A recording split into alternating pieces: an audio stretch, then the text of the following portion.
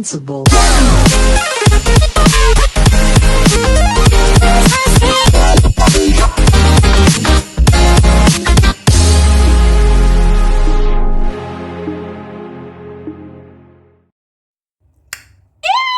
Gente, aqui é a Manu e sejam bem-vindos a mais um Críticas de Cinema. E hoje eu assisti Hélio. Isso é novo. Não. Não, obrigado!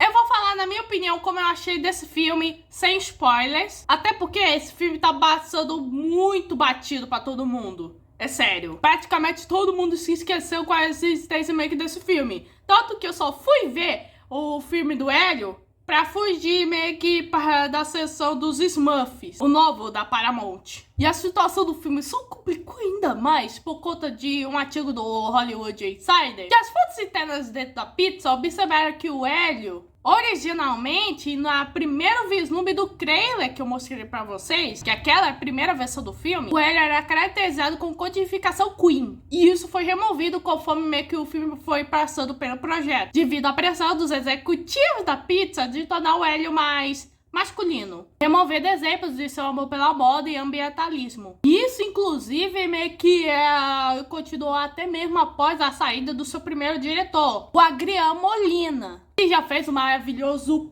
Viva a Vida Uma Festa, e que por alguma razão foi contratado para fazer Viva Uma Festa 2. Posteriormente, meio que o novo diretor foi a Domestic, que fez o Tiny Red. Mas calma que eu não tô dizendo que o filme é ruim. Muito pelo contrário, o filme até que é bom. O problema foi meio que a sua produção, e isso afetou mais meio que no que eu considero um dos elementos mais fracos do filme, o roteiro. Porque eu sentia que o filme estava se apressando demais. Você até meio que chega a dificuldade meio que armazenar o que estava acontecendo em tela. Mas vamos para as outras metades. A sinopse da história é simples. Ele é um menino de 11 anos que, após perder os seus pais e está vivendo com a tia, ele acaba meio que mandando uma mensagem meio que para os aliens através de um dos dispositivos de um dos colegas de trabalho da Olga, que é a tia dele. E nisso ele acaba sendo abduzido e confundido como o embaixador da Terra. O Hélio, o nosso protagonista,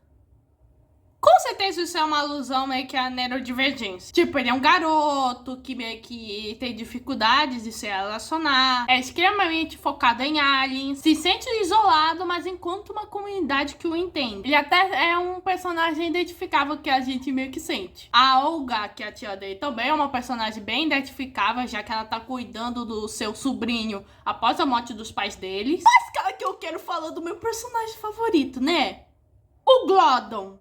Porque, gente, esse parasitinha é a coisa mais fofinha, é muito fofa. Ele é uma mistura de feio com fofo. A relação deles meio que mais beira, meio que Lilo e Stitch. Só que aqui meio que Hélio, o Hélio é um Lilo e Stitch pra menino. Sendo que Stitch também é um menino.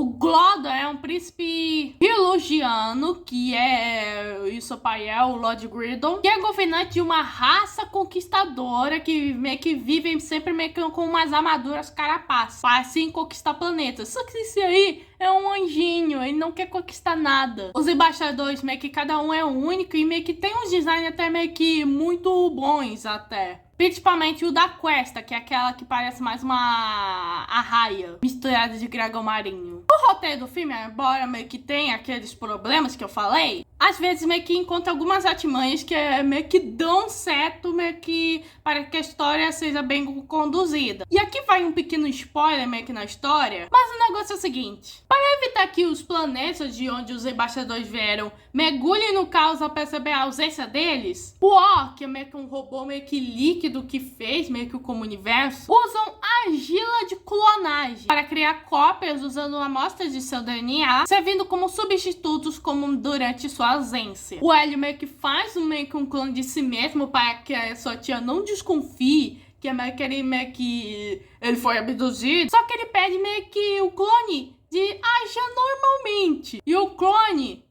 age de uma maneira bizarramente normal. E acho que esse clone do ele aí foi meu segundo personagem favorito do filme. Pô, essa pizza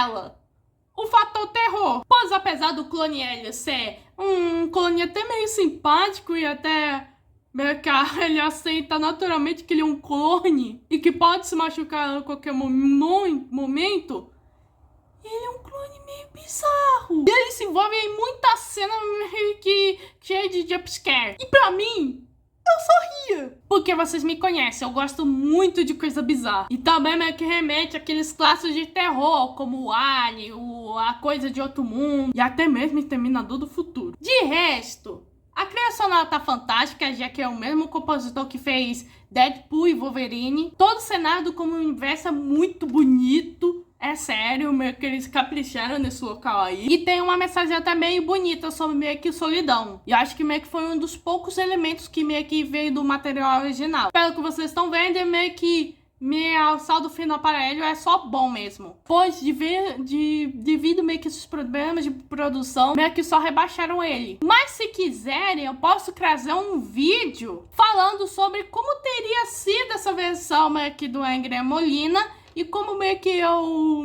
faria, meio que se eu fosse o cara. Bom, escreve aí nos comentários o que vocês acham. Bom, essa foi minha crítica de Hélio. Se inscreva no canal, ative o sininho, compartilhe. Como eu tô busy, fui.